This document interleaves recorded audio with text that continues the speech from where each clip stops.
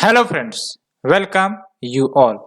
आज हम vision IAS के 24th फैब वाले डेली करंट अफेयर्स डिस्कस करेंगे। So friends, without delaying let's start our discussion.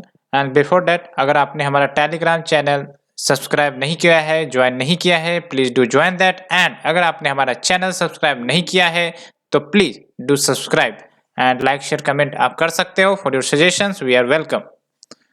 So friends, let's start. The first article deals with RBI asks NBFCs to implement core financial services solution by September 2025. NBFC के बारे में आप जानते होंगे, non banking financial company. ये financial institution होते हैं, bank की ही तरह वर्क करते हैं, यानी कि लोन या क्रेडिट या इन्वेस्टमेंट करना। लेकिन इंपॉर्टेंट बात यह है कि ये डिपॉजिट नहीं लेते हैं आम जनता से।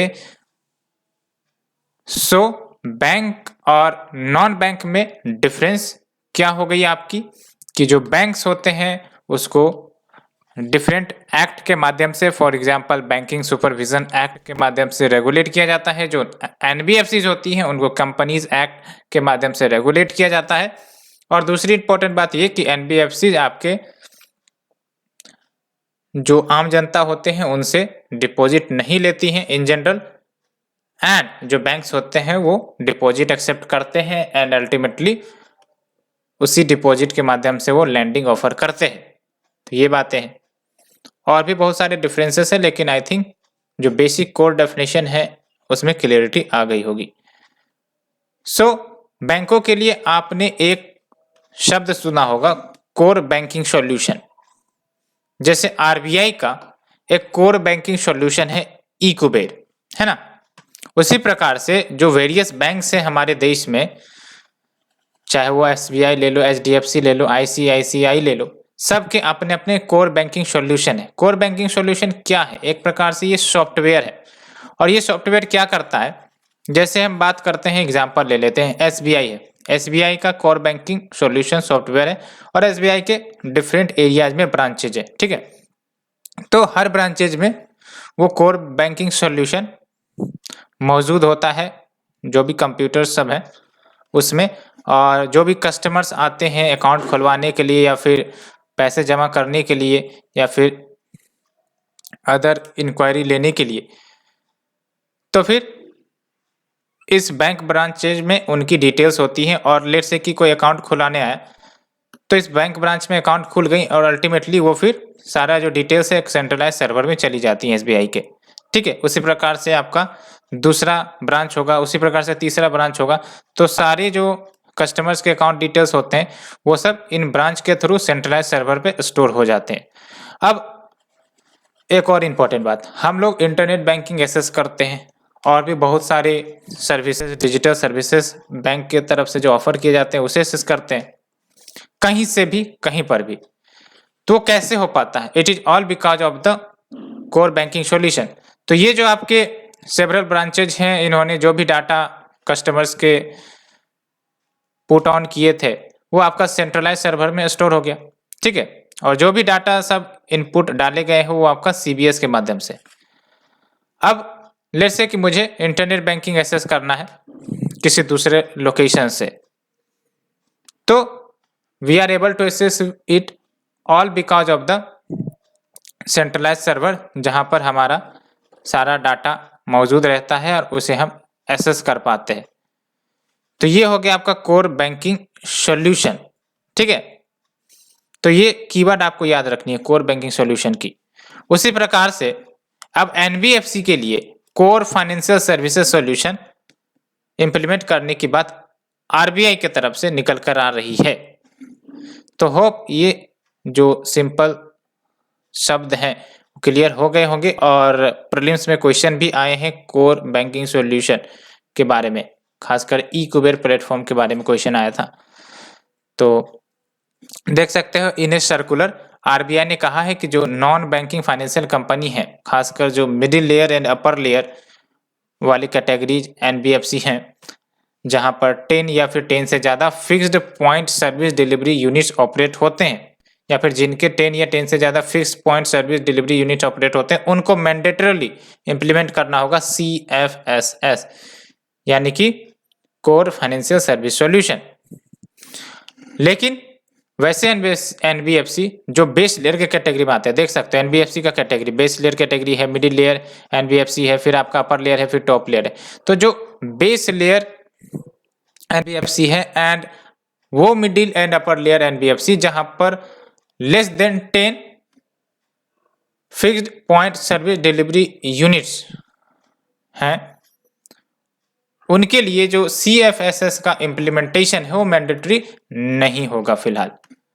और जब हम बात करते हैं FPSDU की, क्या है ये? बेसिकली प्लेस ऑफ ऑपरेशन, जहां से जो भी NBFC हैं अपनी बिजनेस एक्टिविटी करती है वो डिफरेंट प्लेस ऑफ ऑपरेशन हो सकती है ना। अब वो मोर देन 10 भी हो सकती है, लेस देन 10 हो सकती है। तो मोर देन 10 के लिए ये आपका CFSS इंप्लीमेंट करना मैंडेटरी हो जाएगा, लेस देन 10 वाले के लिए मैंडेटरी नहीं की गई है फिलहाल।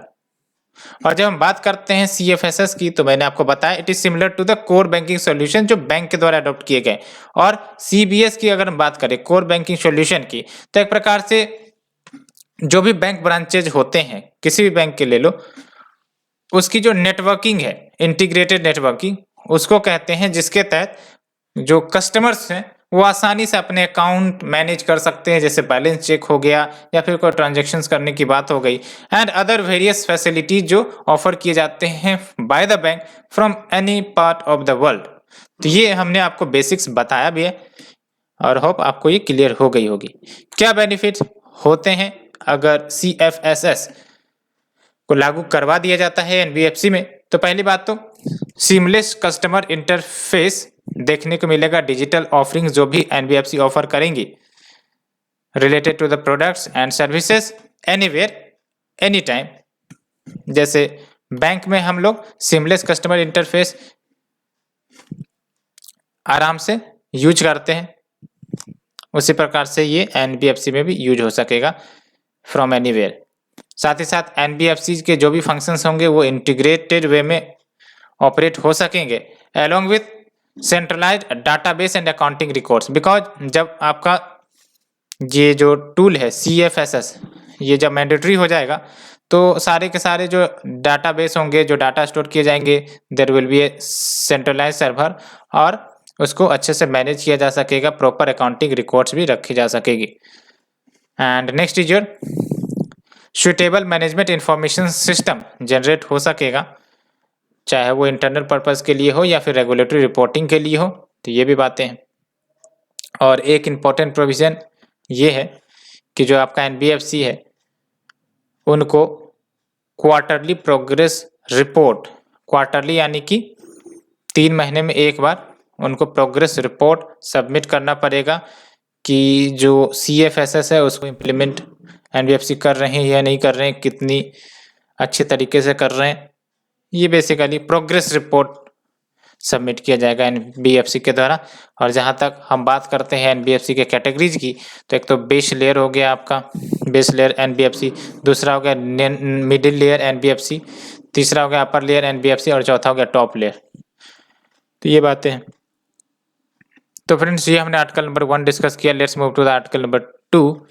Government releases draft integrated plant and nutrition management bill 2022। तो अभी फिलहाल तो ये ड्राफ्ट स्टेज में है, तो जब ये बिल एक्ट बनेगा एक बार और ये चर्चा में आएगी ज़रूर। तो फिलहाल देखते हैं कि ये जो ड्राफ्ट लाई गई है इसका बेसिक ऑब्जेक्टिव क्या है, साथ ही साथ इसके क्या की फीचर्स हैं और other related details we will discuss one by one. But first of all we move to the syllabus. तो आप देख सकते हो जो आर्टिकल नंबर 2 है वो एग्रीकल्चर टॉपिक से रिलेटेड है एंड इसमें आप लिंक कर सकते हो major crops, cropping pattern in various parts of the country. हालांकि मेजरली ये आपका कवर करेगा एग्रीकल्चर सेक्टर को, ठीक है। तो ये जो बिल लाई गई है इसका बेसिक ऑब्जेक्टिव जो भी हमारे फर्टिलाइजर्स इस्तेमाल किए जाते हैं उसका सस्टेनेबल यूज है। When we talk about sustainable use, इसका मतलब क्या हुआ कि हम यूज तो कर रहे हैं फर्टिलाइजर का, but we should also take care कि ओवर यूज ना हो फर्टिलाइजर्स का, जिसके कारण एडवर्स हार्म देखने को मिलता है to the quality of the environment and the soil health as well. तो one of the basic objective is promote the development and sustainable use of balance fertilizer, चाहे वो बायो फर्टिलाइजर क्यों ना हो, बायोस्टिमुलेट्स क्यों ना हो, नैनो फर्टिलाइजर्स क्यों ना हो, या फिर ऑर्गेनिक फर्टिलाइजर्स क्यों ना हो। तो दो पर्पज है, एक तो इंडिया की food and nutritional security sustain हो, साथ ही साथ adverse harm to the quality of the environment and soil health ना हो। तो ये दोनों ऑब्जेक्टिव साथ ही साथ, इसलिए नाम दिया जाता है सस्टेनेबल यूज, कि हम यूज तो कर रहे हैं अपने ऑब्जेक्टिव को फुलफिल करने के लिए, लेकिन साथ ही साथ हम एनवायरनमेंट के कंसर्न्स को भी ध्यान में रखते हैं। तो जो दूसरा ऑब्जेक्टिव है बेसिकली ये कि जो प्रोसेस है for the manufacture, production, distribution and price management of the fertilisers, उसको सिंप्लीफाई किया जाना है। और इसको अगर सिंप्लीफाई किया जाता है तो definitely it can improve the ease of doing business and along with what जो रिसर्च है, इनोवेशन है towards high yielding variety of seeds, इनको भी इंकरेजमेंट मिलेगी, as well as climate smart agriculture system के प्रति भी जो रिसर्च एंड इनोवेशन है उसको भी बढ़ावा मिलेगा। क्या की फीचर्स है देख सकते हो। पहली बात तो integrated plant nutrition management authority को स्टेब्लिश किया जाएगा और इसको एक डेडिकेटेड टास्क दिया जाएगा कि ये रेगुलेट करेंगे फर्टिलाइजर मैन्युफैक्चरर्स के रजिस्ट्रेशन को, साथ ही साथ जो टेक्निकल स्टैंडर्ड्स होने चाहिए regarding the quality of the fertilisers वो भी सेट आउट किया जाएगा इस अथॉरिटी के द्वारा। जो दूसरा की फीचर है कि जो सेंट्रल गवर्नमेंट है उसको पावर दी गई है कि ये मैक्सिमम प्राइजेस फर्टिलाइजर्स के फिक्स कर सकते हैं, सो दैट जो फर्टिलाइजर्स है उसका equitable distribution to the different regions हो सके, एज वेल एज इसकी अवेलेबिलिटी हो सके फेयर प्राइसेस पर। ऐसा ना हो कि किसी एक लोकेशन में ज़्यादा दाम लिए जा रहे हैं फर्टिलाइजर्स के, किसी दूसरे लोकेशन में कम दाम, तो फिर ये दिक्कत करेगा किसानों के। इसीलिए there should be the availability of the fertilisers at the fair prices and also equitable distribution of fertilisers होने चाहिए। ऐसा ना हो कि सर्टेन एरिया में फर्टिलाइजर्स की पूरी भरमार है लेकिन सर्टेन एरियाज में फर्टिलाइजर पहुंच ही नहीं रहे, तो इसके कारण एग्रीकल्चर पर इफेक्ट मिलता है। और ये सच बात भी है कि जो फर्टिलाइजर्स होते हैं फिलहाल अभी equitable distribution to the all the regions which requires it वो नहीं हो पाती है। कारण बहुत सारे हो सकते हैं, ट्रांसपोर्टेशन कंसर्न्स इश्यूज आ सकते हैं, या फिर यूँ कह सकते हो कि जो डिमांड है डिमांड रिलेटेड इश्यू भी आ सकती है कि डिमांड ही नहीं है तो फिर वहाँ पर डिलीवरी नहीं हो पाती उतनी अमाउंट ऑफ फर्टिलाइजर्स की। तो बहुत सारे फैक्टर्स हो जाते हैं। साथ ही साथ तो तीसरा अगर हम की फीचर्स की बात करें तो no person can manufacture, sell, import for sale और market without obtaining the appropriate registration, यानी कि एप्रोप्रिएट रजिस्ट्रेशन लेना पड़ेगा, करवाना पड़ेगा, तभी जाके जो फर्टिलाइजर्स की manufacturing, sale, import for sale या फिर मार्केटिंग की जा सकेंगी। तो ये भी बात है। नेक्स्ट जो सेंट्रल गवर्नमेंट रूल के माध्यम से प्रिस्क्राइब कर सकती है सर्टेन मैनर्स या स्टैंडर्ड्स जिसके तहत फर्टिलाइजर्स को मूव करवाया जाएगा from one state to another, यानी कि एक स्टेट से दूसरे स्टेट अगर फर्टिलाइजर्स को लेके जाना है तो फिर central government certain rules prescribe कर सकती है, सर्टेन नियम और कानून लेकर आ सकती हैं जिसमें यह बताया जाएगा कि अगर आपको वन स्टेट से दूसरे स्टेट लेके जाना है फर्टिलाइजर को, आपको ये नियम फॉलो करने पड़ेंगे। साथ ही साथ ऑल इंपोर्ट ऑफ फर्टिलाइजर, जो भी फर्टिलाइजर्स की इंपोर्ट की जाती हैं उसको रेगुलेट किया जाएगा, ठीक है। लेकिन कुछ कंसर्न है। पहली बात तो ये कि चूंकि ये सारे फर्टिलाइजर्स को रेगुलेट करेगा including the traditionally use fertilisers जैसे अमृत पानी, तो इसके कारण हो सकता है जो ट्रेडिशनल फार्मिंग कम्युनिटीज हैं जो इन ट्रेडिशनल फर्टिलाइजर्स का इस्तेमाल करती है वो बैकलेस करे, बिकॉज रेगुलेट करने का मतलब तो ये है कि प्राइस, क्वांटिटी, डिस्ट्रीब्यूशन सब रेगुलेट हो सकती है, तो it can create backless among these traditional farming communities and along with keeping parts of fertilizer control order and fertilizer movement order। तो ये जो आपका फर्टिलाइजर कंट्रोल ऑर्डर है, फर्टिलाइजर मूवमेंट ऑर्डर है, जिसके तहत जो फर्टिलाइजर के मूवमेंट है उसको रेगुलेट किया जाएगा। तो इसके कारण confusion and it can also degrade the innovation and इसके कारण यानी कि मोर एंड एक्सेस रेगुलेशन अगर किया जाएगा तो डेफिनेटली जो लाइसेंस एंड इंस्पेक्टर राज है वो दोबारा लौट सकते हैं। लाइसेंस एंड इंस्पेक्टर राज का मतलब क्या हुआ कि हर चीज के लिए आपको लाइसेंस की ही जरूरत पड़ेगी। कुछ बनाना है, कुछ सेल करना है, या फिर ट्रांसपोर्ट करना है तो लाइसेंस लो, परमिशन लो। तो ये सब होते हैं लाइसेंस इंस्पेक्टर राज, पहले बहुत हुआ करते थे। सो फ्रेंड्स, ये हमने डिस्कस किया। Let's move to the third article, centre ready for dialogue with insurgent groups in Manipur. तो वैसे तो नॉर्थ ईस्ट रीजन में जनरली आपको इंसर्जेंसी के खबर देखने को मिलते रहते होंगे। तो और साथ ही साथ सेंट्रल गवर्नमेंट वेरियस स्टेप्स लेती रहती हैं to deal with the insurgency, because insurgency कहीं ना कहीं हमारी देश की सुरक्षा के लिए खतरा ही है। तो कहीं ना कहीं पीसफुली मैनेज करने की ज़रूरत होती है। सो अगर हम बात करें सिलेबस की तो देख सकते हैं article number 3 is a direct topic and article number 3 yes, role of external state non-state actors in creating challenges to internal security, and you can also link that security challenges and their management in the border areas। तो ये सब से आप link कर सकते हो। तो हाल ही में डिफेंस मिनिस्टर ने इंसर्जेंसी ग्रुप्स को बुलाया है which operates in the Manipur, so that जो वायलेंस देखने को मिलती है वहाँ पर उसको रोका जा सके और साथ ही साथ एक नेगोशिएशन टेबल पर उन्हें लाया जा सके, बिकॉज सेंटर तैयार है to hold dialogue with them so that peace establish हो सके इस रीजन में, इंसर्जेंसी खत्म हो सके। अब बात करते हैं आखिरकार इंसर्जेंसी मणिपुर में क्यों ज़्यादा देखने को मिलती है। तो इंसर्जेंसी के रिलेटेड अगर कारण पूछे जाएंगे, चाहे मणिपुर हो चाहे अदर नॉर्थ ईस्टर्न स्टेट हो, तो मोर और लेस सिमिलर रीजन ही होते हैं। देख लो, पहली बात तो मणिपुर में आपको भी पता है मैती कम्युनिटी रहती है। तो वहां पर यानी कि मणिपुर में मैती बेस्ड सेपरेटिस्ट इंसर्जेंसी का उद्गम देखने को मिला था और उससे एसोसिएटेड पार्टी भी देखने को मिलती है, जैसे यूएनएलपी है, पीएलए है ना। और इनको कहीं ना कहीं डिसकंटेंट है, बिकॉज इनका आरोप है कि जो मणिपुर का है वो फोर्स्ड मर्जर किया गया था इंडिया के साथ 1949 में, एंड साथ ही साथ जो फुल फ्लेज्ड स्टेटहुड देनी थी उसको देने में भी डिले किया गया था। 1972 में जाके फुल फ्लेज स्टेटहुड मणिपुर को मिला था। और जो मैती कम्युनिटी है मणिपुर की, मेजॉरिटी पॉपुलेशन में है इम्फाल वैली में, जबकि जो सराउंडिंग हिल डिस्ट्रिक्ट है वहाँ पर आपको नागाज एंड कुकीज ट्राइब मिल जाते हैं।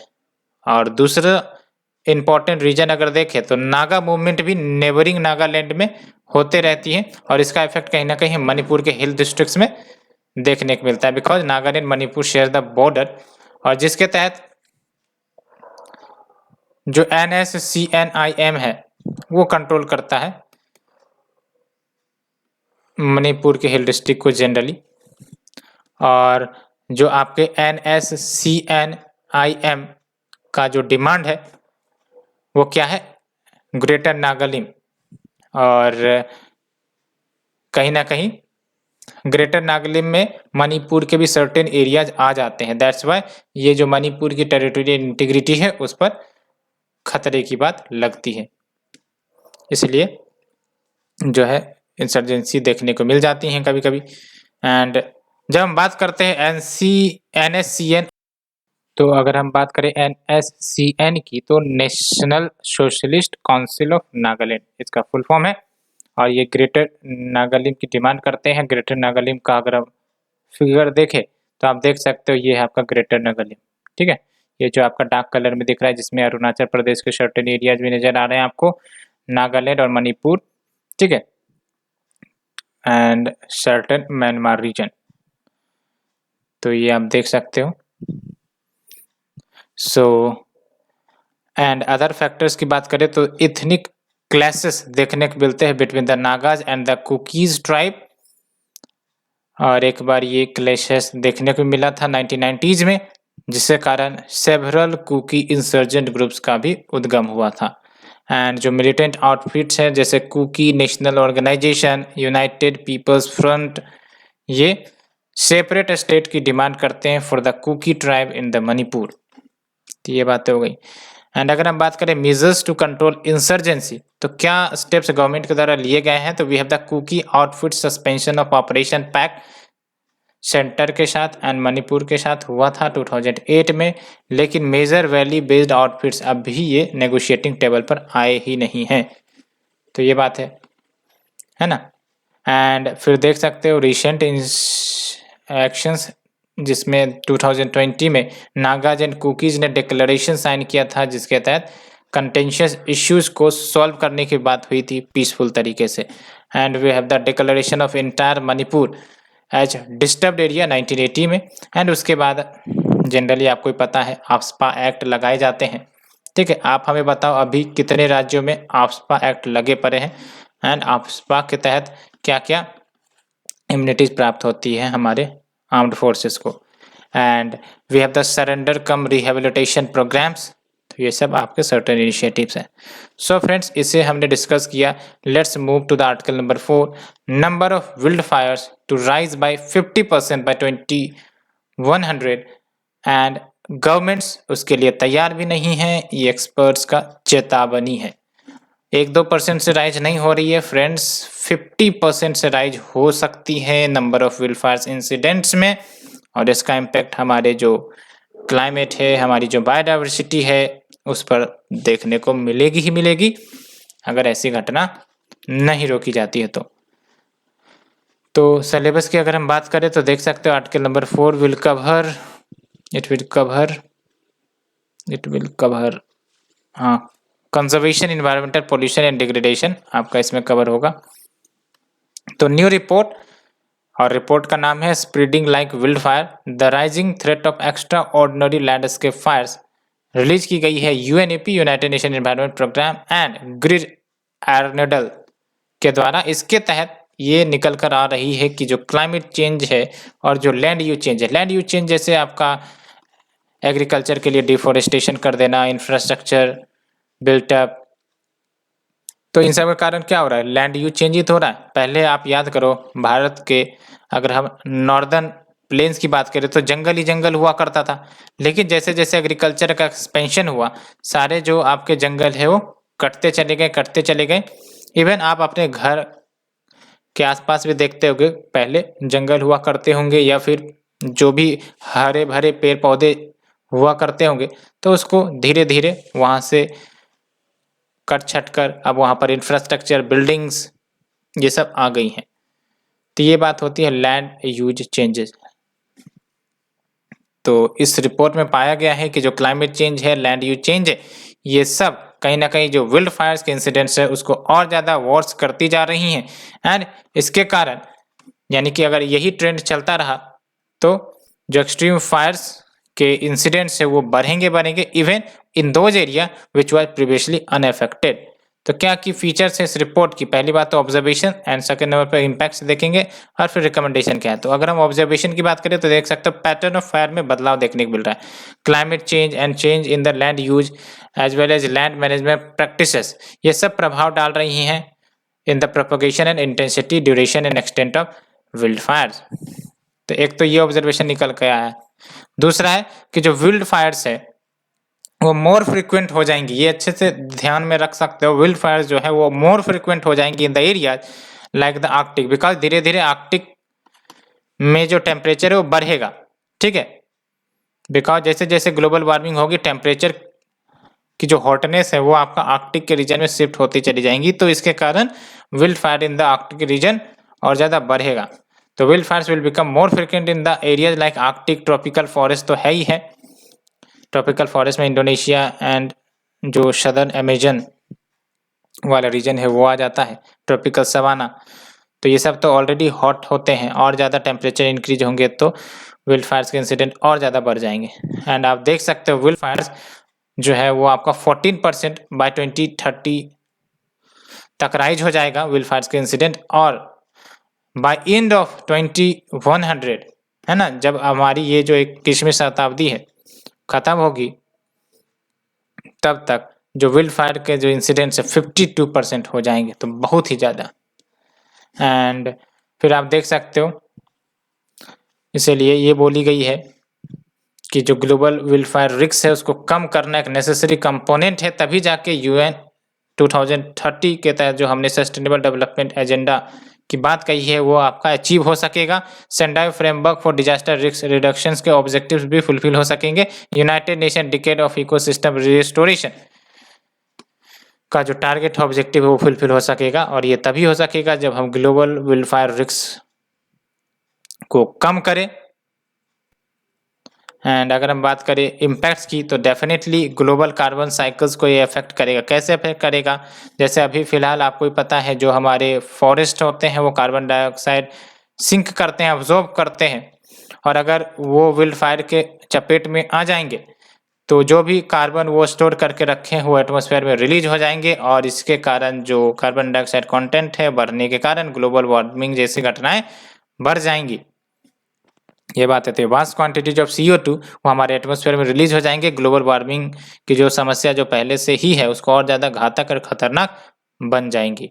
एंड नेक्स्ट इज जो सिग्निफिकेंट इकोनॉमिक इम्पैक्ट तो होगा ही होगा, इंडिविजुअल लेवल पर कहो, कम्युनिटीज लेवल पर कहो, जो ट्राइबल्स कम्युनिटी रहते हैं जो फॉरेस्ट पर ज़्यादा डिपेंडेंट है, जिनकी लाइवलीहुड ही फॉरेस्ट है, तो फिर उन पर इकोनॉमिक इम्पैक्ट तो आएगी ही आएंगी। हेल्थ इम्पैक्ट है ही है, जैसे smoke, particulates, toxic combustion products, ये सब रेस्पिरेटरी हार्म काउज करते हैं, डेट्रीमेंटल कार्डियोवास्कुलर इम्पैक्ट्स काउज कर सकते हैं। साथ ही साथ जो न्यूरोलॉजिकल डिसऑर्डर्स है वो भी बढ़ सकती है। साथ ही साथ विल्ड लाइफ मॉर्टेलिटी यानी कि जो जंगली जीव होंगे उनकी मॉर्टेलिटी हो सकती है। जैसे आपने ऑस्ट्रेलिया में केसेस में देखा था कि कैसे ऑस्ट्रेलिया में जो फायर लगी थी उसके कारण बहुत सारे जो कंगारूज हैं वो अपने आप को सेफगार्ड नहीं कर पाए और बहुत सारे की जाने भी गई थी। तो ये बातें हैं। Soil erosion and negatively impacting the water catchment performance, तो ये सब आपके इम्पैक्ट है। तो वाटर कैचमेंट परफॉर्मेंस को भी निगेटिवली अफेक्ट करेगा। सॉइल इरोजन तो करेगा ही करेगा, because wildfire is what, जहाँ से आपका वेजिटेशन डिस्ट्रॉय हो रहा है, वेजिटेशन डिस्ट्रॉय हो रहा है तो इसका मतलब सॉइल की जो पकड़ है वो हल्की हो जाएगी, and because of that soil erosion आपका होने लगेगा। एंड अगर हम बात करें रिकमेंडेशन की, तो पहली बात तो रिकॉग्नाइज किया जाए, रिस्पॉन्ड किया जाए to the impact of the climate change on the prevalence and behaviour of the wildfire. साथ ही साथ विल्ड फायर के बिहेवियर को अंडरस्टैंड करो, साथ ही साथ फ्यूल मैनेजमेंट को इम्प्रूव करो, wildlife wildfire monitoring को इम्प्रूव करो, सो दैट अगर घटना घटती भी है विल्ड फायर की तो उसको प्रॉपरली टाइमली वे में क्विकली डील किया जा सके। Next is your support and integrate the indigenous traditional and contemporary fire management practice है। जो भी indigenous contemporary fire management practices हैं, लेट्स से कोई ट्राइबल्स अपनाए जाते हैं, किसी ट्राइबल्स के द्वारा अपनाए जाते हैं, या फिर कहीं अगर अदर ट्रेडिशनल मैनेजमेंट प्रैक्टिसेस हैं विल्ड फायर के लिए, तो उसको सपोर्ट किया जाए, उसको इम्प्लीमेंट किया जाए। साथ ही साथ international and regional cooperation on the wildfire उसको भी मजबूत किया जाए, अलॉन्ग विथ जो इन्वेस्टमेंट किए जाते हैं रिएक्टिव सप्रेशन। रिएक्टिव सप्रेशन मतलब क्या कि लेट्स से विल्ड फायर हो गए, उसके बाद हम इन्वेस्टमेंट कर रहे हैं, उसके बाद हम जो है सारे खर्च कर रहे हैं, तो ये हो गया आपका रिएक्टिव सप्रेशन। उसको proactive wildfire mitigation and management में लगाइए, ठीक है, सो दैट घटना घटने से पहले ही शांत कर दी जाए। Next is empower the communities and local authorities, तो ये बातें तो कहीं पर भी एडजस्ट हो जाती है, empower communities and local authorities. So friends, ये हमने डिस्कस किया। Let's move to the next article. Ministry of environment, forest and climate change releases new notification on the brick kilns. Brick kilns basically ईंट की जो भट्टियां होती है उनके लिए, उनको कहते हैं। तो सिलेबस की अगर हम बात करें तो ईंट की भट्टियां, ये भी आपका इसी में आ जाएगा वैसे तो, कंजर्वेशन, एनवायरमेंटल पॉल्यूशन, डिग्रेडेशन। तो जो नोटिफिकेशन है जिसका टाइटल है एनवायरमेंट प्रोटेक्शन अमेंडमेंट रूल्स 2022, आपको याद रखना है ये जो रिलीज की गई है नोटिफिकेशन, ये आपका एनवायरमेंट प्रोटेक्शन एक्ट 1986 के तहत रिलीज की गई है, जिसका बेसिक ऑब्जेक्टिव यही है कि जो ब्रिक किल्स, ईंट की भट्टियों से जो एयर पोल्यूशन काउज होती है उसको कम किया जा सके। क्या साइलेंट फीचर्स हैं? तो पहली बात तो जो स्टैंडर्ड होगी पार्टिकुलेट मैटर इमिशन की, वो आपका कितनी होगी 250 मिलीग्राम पर क्यूबिक मीटर, 250 ग्राम पर cubic metre, so that particulate emission को कंट्रोल किया जा सके। साथ ही साथ जो एग्जिस्टिंग ब्रिक किल्स हैं उसको कन्वर्ट किया जाएगा या तो जिगजैग टेक्नोलॉजी से, या फिर वर्टिकल शाफ्ट, या फिर PNG को इस्तेमाल किया जाएगा as a fuel for the brick making within a one period for that kilns जो लोकेटेड है within 10 kilometre of the radius of the non attainment city. यानी कि नॉन अटेनमेंट सिटी यानी कि वो सिटी जो national ambient air quality के standards को लगभग पिछले 5 सालों से फुलफिल नहीं कर पाई है, उसको हम कहते हैं नॉन अटेनमेंट सिटी। यानी कि जो एयर क्वालिटी स्टैंडर्ड्स दर्शाई गई थी national ambient air quality standard के तहत, वो स्टैंडर्ड्स को अगर फुलफिल नहीं कर रही है कोई सिटी ओवर द 5 ईयर, तो उसको हम नॉन अटेनमेंट सिटीज कहते हैं। तो यहाँ पर यानी कि इन सिटीज में के जो 10 किलोमीटर तक के जो रेडियस होंगे, और यहाँ पर जो भी आपका ईंट की भट्टियाँ होंगी, यहाँ पर आपका या तो जिग जैग टेक्नोलॉजी पर आधारित या फिर वर्टिकल शाफ्ट या फिर पीएनजी फ्यूल पर आधारित ईंट की भट्टियाँ हो, और इसको 1 ईयर के तहत फुलफिल करना होगा। लेकिन जो आपके अदर सिटीज हैं, अदर एरियाज हैं, उसके लिए 2 साल का टाइम दिया गया है।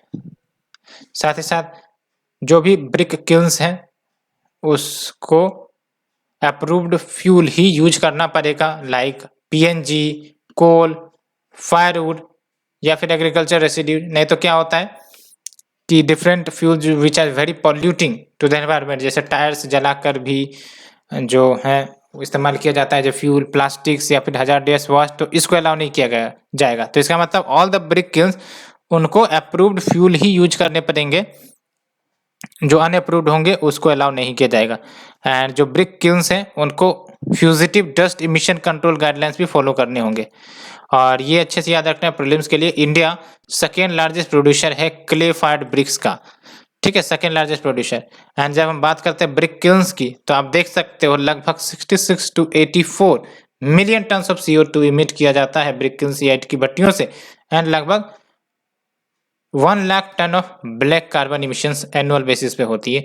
और इसके कारण वहाँ की जो लोकल इन्वायरमेंट है वहाँ पर पार्टिकुलर मैटर डोमिनेट कर जाता है, सल्फर डाइऑक्साइड एयर पोल्यूशन भी डोमिनेट कर जाते हैं। तो अगर हम बात करें जिगजैग टेक्नोलॉजी के, तो जिगजैग में क्या होगा कि जो ईंट की भट्टियाँ होती है ना, और जो ईंटें होते हैं कच्चे ईंटें, उसको अरेंज किए जाते हैं इस वे में जिगजैग तरीके से, सो दैट जो भी हॉट एयर ट्रेवल करेंगी वो जिगजैग पाथ को फॉलो करे। और जो लेंथ होता है जिगजैग एयर पाथ का वो लगभग 3 गुना ज़्यादा होता है as compared to the straight line pathway. And इसके कारण होती क्या है, तो जो हीट ट्रांसफर है वो अच्छे से हो सकती हैं from the fuel gases to the bricks, और इसके कारण इंटायर ऑपरेशन मोर एफिशिएंट देखने को मिलता है। And we have the vertical shaft brick kiln technology, और ये energy efficient and environment friendly firing technology है to produce the burned bricks. So friends, ये हमने ऑल दीज 5 आर्टिकल्स डिस्कस किए 1 by 1। Hope you liked it, and अगर आपको अच्छी लग रही है please do like share subscribe. Thank you friend, thank you very much for the discussion.